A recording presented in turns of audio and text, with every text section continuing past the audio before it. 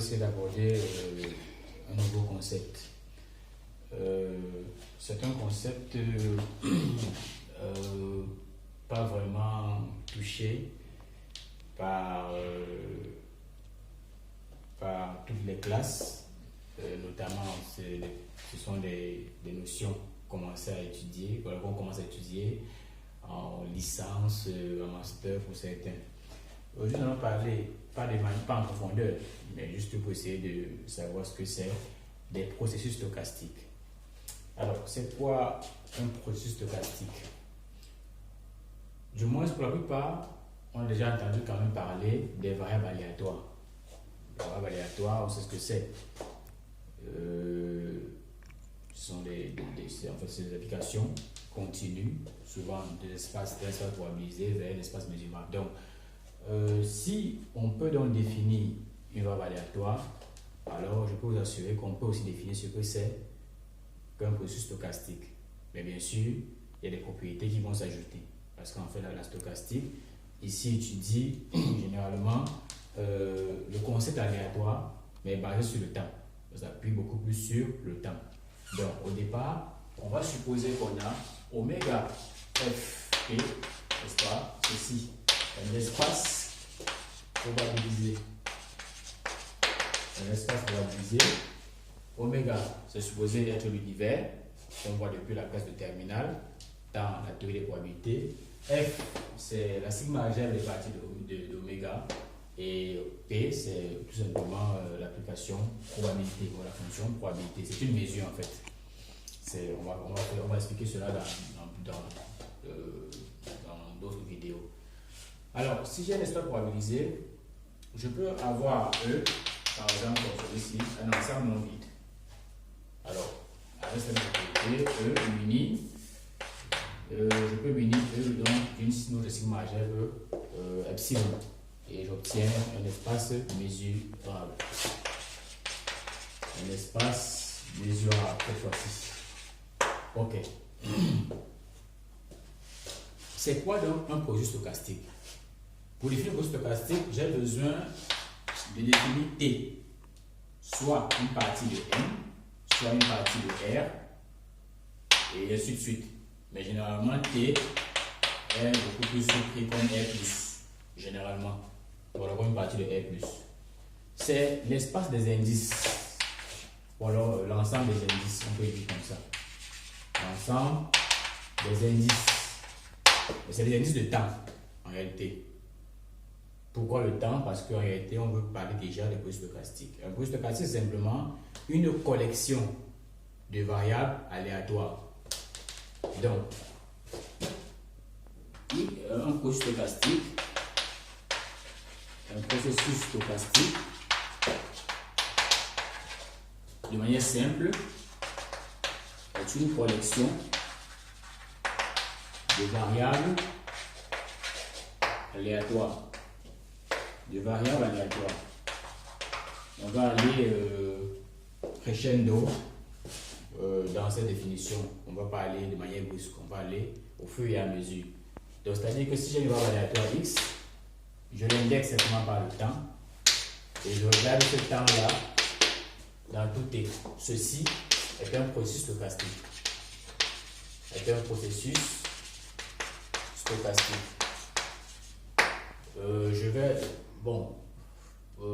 Normalement, je vais faire cette vidéo en deux parties pour mieux détailler, mais je vais le faire juste en une seule partie et prochainement, dans d'autres vidéos, en parlant d'autres choses, je vais essayer d'infiltrer les notions supplémentaires. Bon, mais je vais faire la même vidéo en une autre langue, en langue russe, mais bon, là c'est une autre vidéo. XT là donc c'est un processus stochastique défini comme ceci. Donc s'il y a une collection de variables aléatoires, alors j'ai un processus stochastique. Ce sont des applications donc qui vont définir le stade de oméga f, par exemple, vers E epsilon. Donc qui a oméga va associer x t de oméga.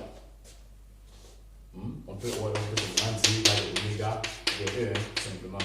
Qui a oméga associé x t de oméga. Ceci x de oméga pour un méga fixé, c'est une variable aléatoire. C'est une variable aléatoire ici, tout simplement. C'est une variable aléatoire. Généralement, elle nous sert, on va l'utiliser beaucoup plus pour prévoir. Mais, puisqu'on nous allons nous intéresser seulement à l'aspect mathématique de la chose, à l'aspect beaucoup plus calculateur de la chose, on va le donner dans un exemple de stochastique. Dans un exemple visuel de stochastique, c'est ce qu'on appelle simplement le mouvement brownien. Le mouvement brownien, encore appelé processus de Wiener. Alors, c'est quoi le mouvement brownien? Le mouvement brownien est découvert, bon, c'est vrai, il n'y a pas très longtemps de cela, c'est pas au 15e siècle, je ne sais pas trop quoi. C'est quoi le mouvement brownien? C'est tout simplement, normalement, une trajectoire. C'est une trajectoire aléatoire qui est définie le plus souvent par la trajectoire que fait, voilà, que dessine une grosse particule, grosse entre guillemets, plongée dans un fluide. On suppose que la particule n'est soumise à aucune autre force que celle du choc avec des petites particules. Alors, ça peut être une trajectoire ascendante ou descendante, en fonction de ce qu'on a. Donc, on aura par exemple, c'est-à-dire cette particule-là, un lance, et dans ce fluide-là, peut-être supposé être visqueux ou alors, je ne sais pas, on va observer des différentes trajectoires, n'est-ce pas, que prendra cette particule. Elle sera comme ceci par exemple. On voit que là, la trajectoire est quand même différente de celle qu'on avait l'habitude de voir dans les basses classes.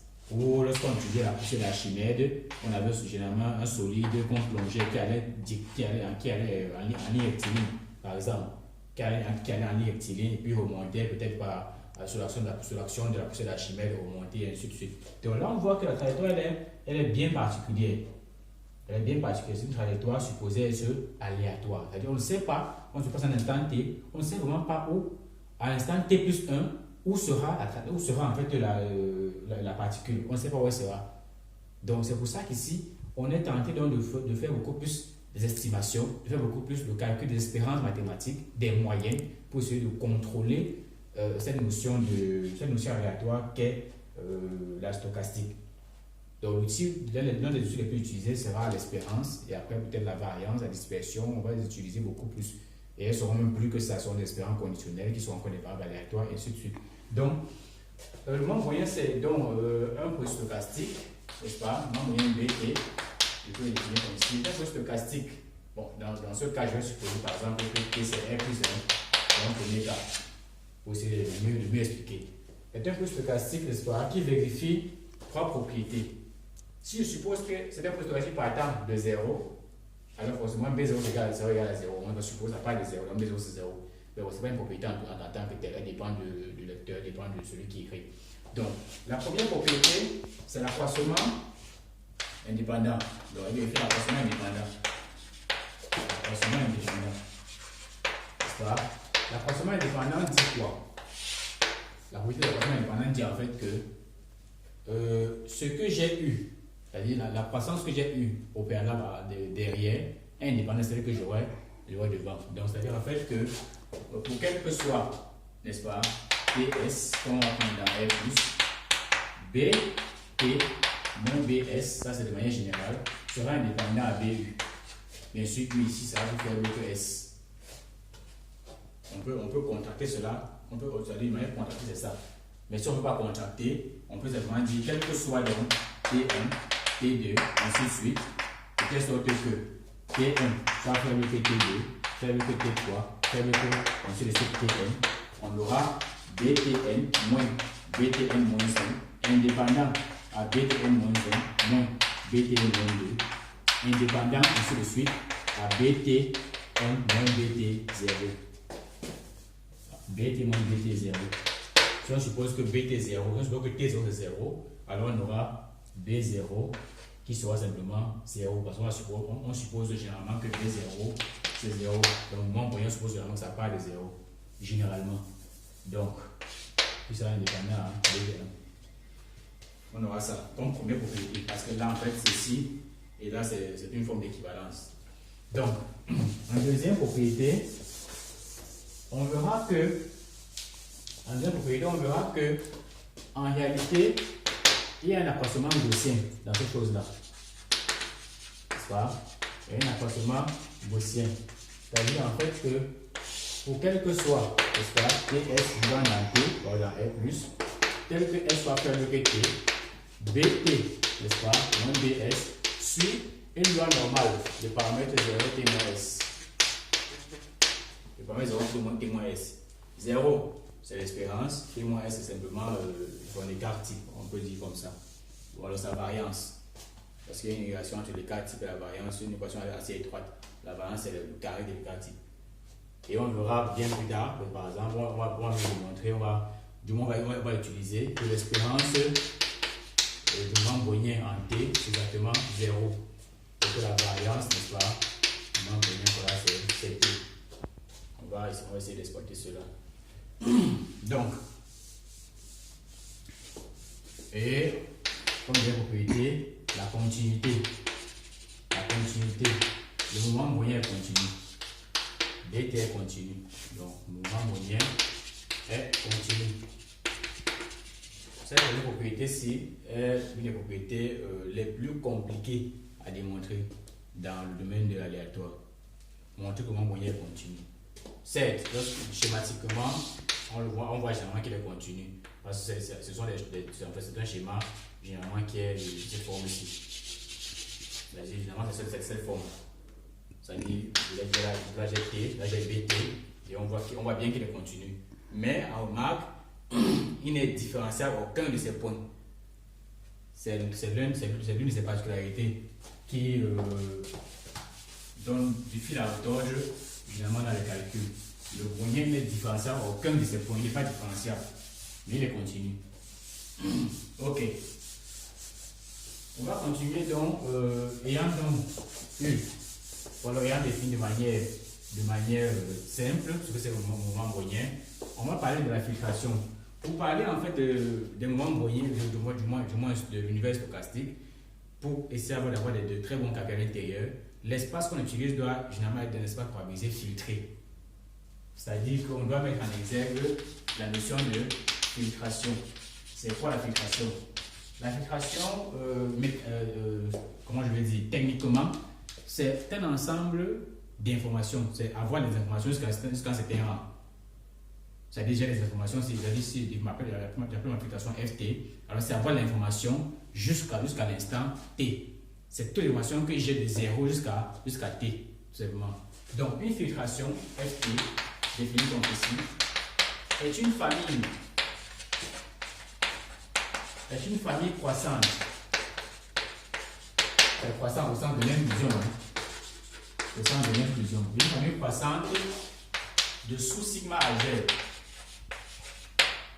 Une famille croissante de sous-sigma algèbre de F. Tout simplement. C'est-à-dire en fait que quel que soit S, n'est-ce pas, plus petit que T, plus petit que T, n'est-ce pas, on aura Fs plus petit inclus dans FT. On aura Fs inclus dans FT, c'est dans ce sens-là. Et on peut donc parler, n'est-ce pas, de filtration engendrée. C'est-à-dire que si j'ai le mouvement brownien, BT, je peux toujours définir ce qu'on appelle filtration naturelle. C'est-à-dire filtration engendrée par le brownien. Que je vais écrire, je vais définir comme ceci, comme étant la sigma algèbre par BS. S plus petit que T. C'est cette sigma algèbre-ci. Lorsqu'on fait donc des calculs, ou lorsqu'on modélise donc généralement en finance, on a souvent besoin d'avoir une information complète. Et ça nous renvoie la plupart du temps à définir une filtration complète. Une filtration complète veut dire que je prends la filtration FT, je veux qu'elle soit complète. Si je veux qu'elle soit complète, je veux supposer FTB, la filtration par exemple naturelle, ou FTX, ça dépend. Si j'ai X comme processus, ça peut ne pas être forcément B. Je vais donc définir FTX, n'est-ce pas? Mais si je veux rester avec B, alors la filtration complète sera FT, comme ceci, qui sera la sigma algèbre, comme ceci, engendrée par BS, S plus petit que T, n'est-ce pas? Comme ceci, union N. Ce N-ci, généralement, qu'est-ce qu'il vaut? Ce N-là, qu'est-ce qu'il vaut généralement? Que vaut ce N-ci? C'est quoi ce N-ci? Ce N-ci, généralement, c'est ce qu'on appelle l'ensemble des ensembles de mesures nulles. Donc, c'est l'ensemble, n'est-ce pas, des A vivant dans T de oméga, tel qu'il existe un B dans oméga, A dans B, et bien sûr, probabilité de B égale à 0. Lorsque j'ai dans cet ensemble-ci, je peux constater que F0, n'est-ce pas, va contenir N. Alors, si F0, c'est-à-dire la cible majeure initiale, la sous-cible majeure initiale F0 contient N, ceci veut dire que la question FTR est complète. Et si elle est complète, ça m'envoie techniquement souvent à la complétude de l'information. L'information est complète jusqu'au rang T et ainsi de suite. Donc j'ai F0, F1 ainsi de suite, F0.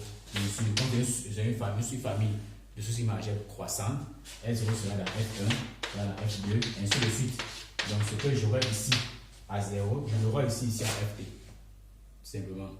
Donc, on va aller donc progressivement au fur et à mesure avec plusieurs vidéos pour essayer d'expliquer la notion de processus stochastique et de voir nos applications, de savoir qu'avec ces processus stochastiques, on est capable de calculer non seulement le prix de certains, par exemple, des actifs financiers, par exemple des obligations,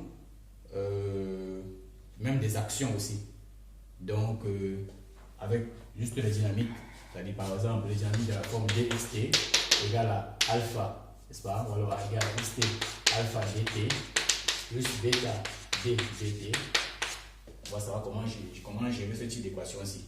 Ce sont ce qu'on appelle les EDS, équations différentielles stochastiques. Ou alors stochastic differential equation en anglais. Finalement, on va supposer une condition initiale comme celle-là et on va travailler pour voir comment prévoir par exemple le prix d'un actif financier. Si xt désigne l'actif financier à l'instant t, on pourra prévoir, n'est-ce pas, ce prix-là à un instant t plus 1, à un instant t plus 4, ainsi de suite, avec ce type d'équation. Ok, merci.